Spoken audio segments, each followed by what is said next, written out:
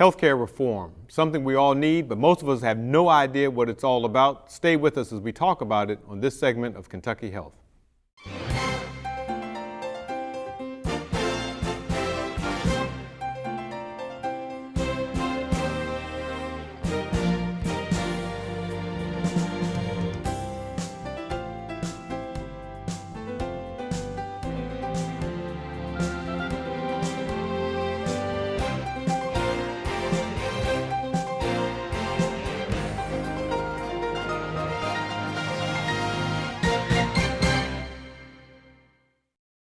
Kentucky Health addresses the healthcare concerns of all residents of Kentucky and surrounding states. It was created by Dr. Wayne Tuckson, a colorectal surgeon practicing in Louisville. Here is your host, Dr. Wayne Tuckson. Hi, and welcome to another segment of Kentucky Health. Today we want to talk about the healthcare reform that's being discussed in Congress at this very moment. It goes under the name of Obamacare, and that may be a good and or a bad name, but nonetheless it's about reforming our healthcare system. Now, why do we need to do something like that? Well, let me just call upon one example from my own practice where I had a gentleman who came in to see me with a diagnosis of cancer of his rectum. Now, as we talked about the treatments and things that he was going to go through, he pointed out that as long as he was working, because he was driving a truck, he had health care coverage. The moment he stopped working, he no longer was going to be eligible for health care through his company and was going to have to pay for it out of pocket. Now, you may say, well, sure, we should all have to pay for things out of pocket, but this would have been prohibitive for him. He would not have been able to afford this. His family would have gone into bankrupt. And so by the time he could go back to work, he would have lost his job, had no money, and he would no longer been a good contributing person to our society. Now, clearly we need to do something to prevent this sort of thing from happening to individuals, and I think that is the genesis of what is now being called Obamacare and what the discussion is centered around. With us today to discuss this in a little more detail, particularly about how it affects those of us in the Commonwealth of Kentucky, are Dr. Gordon Tobin, who's the president of the Kentucky Medical Association and a plastic surgeon here in town. Gordon, thank you for being with us. Pleasure to be here. And Dr. Bruce Scott, who is one of the 4 delegates from Kentucky to the American Medical Association and also on the Board of Trustees of the Kentucky Medical Association, and is also an ear, nose, and throat physician here in Louisville. Bruce, thank you for being with us. My pleasure. Now, I tried to use what I thought was a broad analogy, which unfortunately is true to life, about one of the problems that is faced for all of us here in the United States now, the lack of health care coverage, which is being addressed in the Obamacare plan. Is this issue about people not getting health care, is it a problem? It is. Your patient is one of a large number of Americans, which reached 50 million people at the beginning of this year. That's 1 out of 6 of us that does not have access to health care. And access is really the issue. There's no question that this country is the most wealthy and powerful nation in the history of humankind. And yet we do not give 1 out of 6 of us adequate health care. We have the best health care for those who have access, but the issue is access to quality health care for those 50 million people. That's what, and when I speak about reform, I'm speaking not about a particular bill or the particular bill that you brought up that has been enacted. It's a long process because our health care system has deteriorated for many, many years without repair. We've got a long time repair process ahead of us. One bill will not do it, but this is the first step, and I think that's what we'll be discussing today, its strengths and its weaknesses. Bruce, what is the interpretation that this bill that's now before Congress, is this something that can be, it was passed last year, or while the Democrats were still in control in both the House and the Senate. Now it's being brought up for discussion again in the House under the Republican rule. Is this something that can be totally undone, or do you think it's something that may be chipped at? What is that perspective? Just that little part of it right there. You know, Wayne, as Gordon is saying, this issue is a huge issue that's affected our country for years. The American Medical Association, the largest organization that represents physicians in this country, often called the AMA, has recognized this problem for a number of years. Back in the presidential election and the leading up to the presidential election, the AMA spent millions of its own dollars to create a media campaign to raise awareness of the issue of the uninsured. So much is so complex about this. I think a lot of your listeners have heard that this is a 2,300-page bill, a bill that many of our congressmen and senators hardly even had a chance to read. So you're right, it's a very, very complex bill about a very, very complex issue. Now, I don't think anybody who understands healthcare thought that there was going to be one bill, one swipe, here it is, let's accept it, change the system, everybody go home. And I think that's one of the most important things that we have to understand, is that this bill needs to be interpreted as the first step, a very important step, and a series of steps as it's implemented over the next number of years. Now, I would hope that this is not a take it or leave it situation. Now, unfortunately, I think there are some in Washington, D.C., or maybe in other parts of the U.S. that would like to paint it that way. But I really hope that that's not the situation we're in. I hope that what we can do is take the good components of this bill and keep those, and yet get rid of some of the other components of this bill that there's pretty much general agreement on that we need to change. Now, you mentioned about how the AMA has been out there regarding the issues of health care and providing it throughout the nation. But the AMA was a supporter of the Obamacare. Again, I apologize for using that term since that's how it seems to keep getting represented, but of the health care legislation that was put forth. Why did the AMA support that, and have there been any repercussions within the AMA for that kind of support? The basic support of the bill came from the fact that for a decade or more, the AMA has recognized and been focused on the issue of the uninsured, as Dr. Tobin mentioned. And this was an opportunity, the energy was there. We had a president who was willing to take up the issue. We had a democratically controlled Congress and Senate that were willing to take up the issue. Early in the process, the AMA became engaged with the administration and with the congressional leaders to try to figure out a bill that would be best for America. In the end, the bill that was put forth and ultimately passed, called the Affordable Care Act, or often called the Obamacare Act, was one that the AMA recognized as an imperfect bill. But it had the key component that it began to fix the issue that Gordon highlighted at the beginning, and which you highlighted with the example of your patient, that we really had to get over this issue of the uninsured and their failure of access. We recognize that it's an imperfect bill. You ask, what was the response? A number of our physician members were very upset because they felt that it did not include a couple key provisions to healthcare reform. One of those key provisions is malpractice tort reform, and they feel like there is no system that's going to fix what's wrong with healthcare delivery in the United States without addressing that. The second issue that many of our members had a high priority on and were upset that we didn't fix was a complex issue called the sustainable growth rate.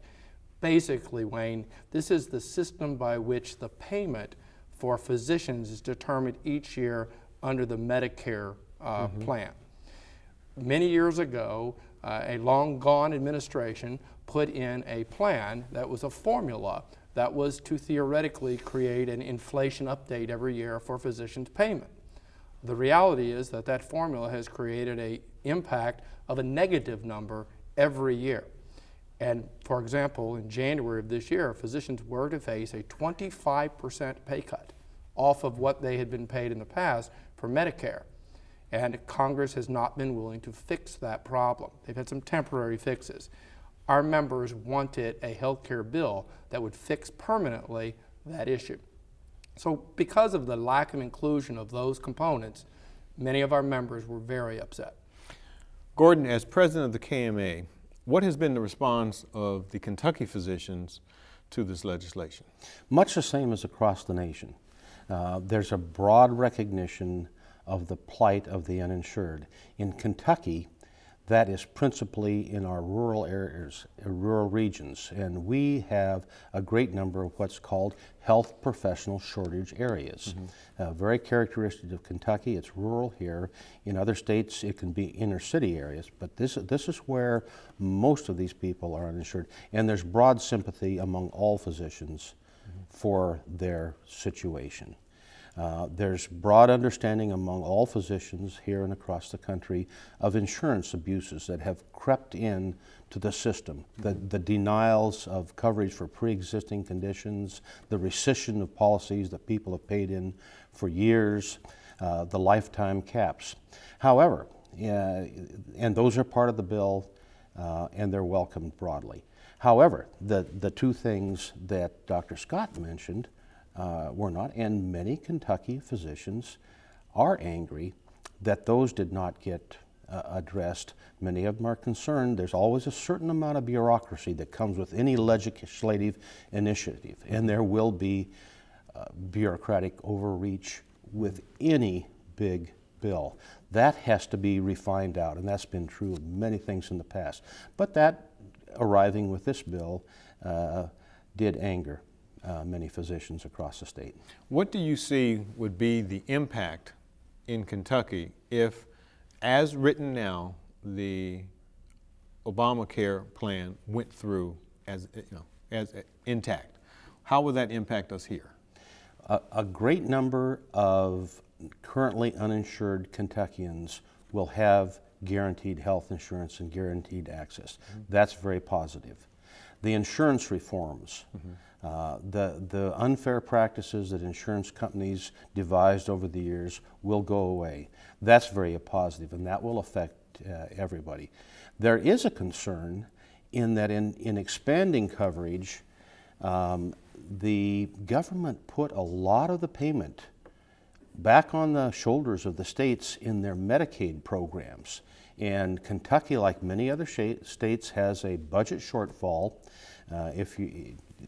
Certainly following the legislative session that's in place now, they're going to move some money from 2012 to 2011 to meet that shortfall. That will capture some stimulus funds that we otherwise would lose. But there's going to come a cost crisis in 2012 here and in many states. So that will be a very significant impact and probably a negative one.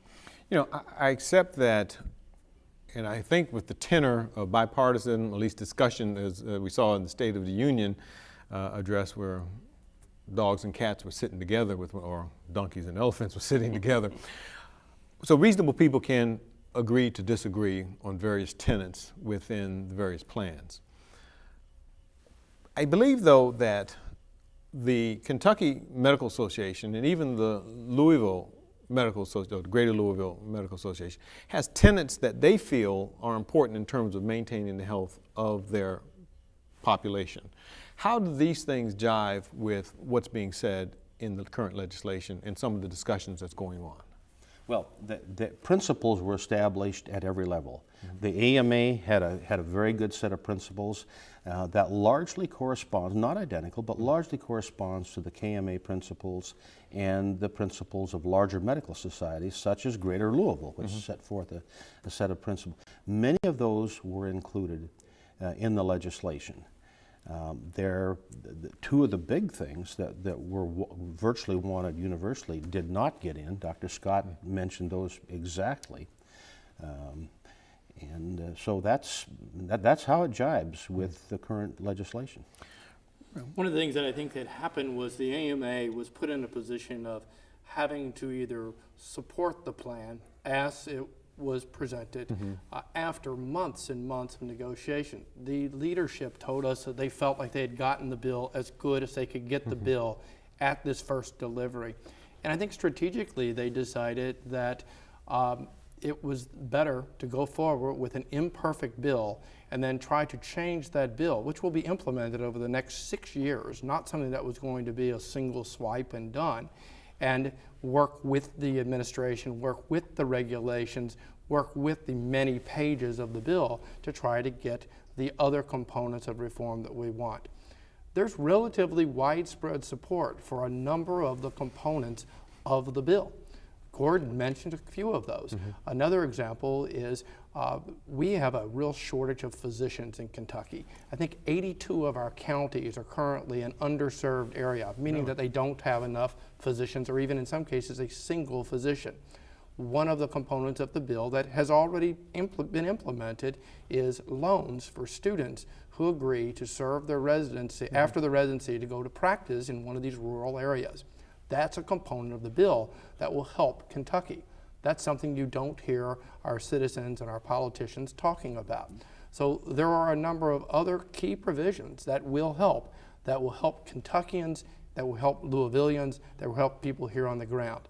It is an imperfect bill, and that's why we have to continue to work within the congressional and the senatorial system that exists right now and the politics that exist. That's interesting. Go ahead, no, please. I'll just mention one thing. Dr. Scott mentioned one very important thing, which is bringing new young physicians into areas. Another thing that's going to help our our workforce shortage areas, the underserved areas, is that primary care are going to get a 10% increase in their reimbursement. That should help bring primary care physicians into these needed areas. In addition, certain specialties that are needed and in shortage, such as general surgery, will get that same 10% increase if they are in those areas. I wanted to ask though, and we're going to come back to that point in a minute. You brought up things that people aren't aware of, like the student loans that can be forgiven, or at least helping as far as the student loans for someone who goes into an underserved area. What are some of the other things that you're finding, or at least that the AMA is finding, that people and or perhaps even politicians and policymakers don't really recognize that's in this bill? I mean, are people really, you mentioned 2,300 pages, policymakers aren't looking at it, but there's got to be a lot of stuff that we're told about. I think about all the ads that come out and talk about the death panels. Interesting term, not mine, but looking at, we're going to deny care of this, that, and the other. What are some of the things that are more commonly misunderstood about this process? There is a lot of misunderstanding and lack of knowledge about the bill. There was a recent survey done by the Kaiser Family Foundation. They asked people true or false questions, 10 questions about the facts of the Affordable Care Act, and less than 25% of the people who they asked could get a passing grade, or in other words, get 7 out of the 10 correct. Everybody else failed the test. We hear on the news every night that a majority of Americans are against the bill. But yet, in that poll, Americans were asked, do you like the bill exactly the way it is, or do you want it repealed? And so, indeed, 51% said, given those choices, I would want it repealed. But when you give the people a different choice, which is to change the bill and keep the components that are popular, then I think that the answers change quite a bit. There are components in the bill, for example, that would create an institute that would look at different ways to deliver health care in the United States. There is also a component that would create a research arm that would try to look at outcomes and compare different medical treatments to determine, is this a good treatment or a bad treatment? Is this a treatment that leads to recovery or a treatment that just costs money that doesn't lead to recovery? Now, the other side of that is the death panels and the rationing and the fear. So this is another example about it's all the devil in the detail of how it's implemented. And that's why the AMA felt that they needed to be involved and at the table and keeping their eyes open, not drawing a line in the sand and saying, you can't go here. That's a little bit of the problem that we have in Washington right now, is that the two parties are largely drawing a line in the sand. That's not in the best interest of our patients. We don't want the people in Frankfurt or in Washington playing politics with the health care of our patients. We need them to look at what's the best interest of the people. And what I think is the best interest of the people of the United States, of our patients, and for us as practicing physicians, is to keep some of the components of the Health Care Act and get rid of other components of the Health Care Act. And yes, figure out other things that need to be added, such as malpractice reform, such as a fix of this flawed formula, and put those in so that we can actually have a healthcare delivery system that will continue to be the best in the world. Gordon, I think one of the other things that's always brought up and has been struck down in 2 court hearings so far is this concept of being paid to pay for insurance. Now, what, as a physician who sees it, to me, it just intuitively makes sense that either we're all going to be in this system or we're not going to be into the system. And I'm not quite sure I see the problem and having everyone pay into some type of insurance for healthcare. Otherwise, you're back to the same system we have right now, and I don't see where the progress. How is that interpreted within the state? That program's called the individual mandate. That means we each are responsible to pay for the insurance that we're going to get. It is a fairly unpopular payment mechanism. However, when you start looking at payment mechanisms, they are all very complex. And as you start getting into, say, what they call the employer mandate, the business community is not going to like that at all. Right. If you get into what they call the federal mandate, that then is a replacement of the private insurance company with a large expansion of government insurance. That's not very popular. So the approaches to the alternative to the individual mandate don't stand out as being significantly better. Now, you're right that has already had legal challenges and has been declared unconstitutional twice in federal court, constitutional 2 other times, so it's clearly going to go to the Supreme Court for a decision as to whether that mandate can be held constitutional and go forward. How does the AMA see that? Because again, if people are going to wait till the last minute to show up in the emergency room uninsured, all of us are bearing the brunt of that cost. Otherwise, if someone waits to the last minute to get in, so there is no incentive as we have it now with private insurers, since people seem to want their private insurance. Why would I be a private insurer going to suddenly take somebody when they're ill? That doesn't spread the risk around. Well, I think that you've isolated what the problem is. Philosophically, the rugged individualism of everyone wanting to be able to decide, do I want to buy this product or not?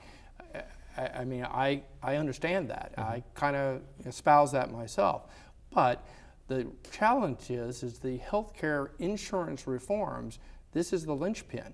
If you're going to say that an insurance company cannot deny you health care for a pre-existing illness, or cannot deny you health care insurance when you request it, or cannot make your rate be something that you can't pay, then a reasonable person would say there has to be some means then of covering everyone.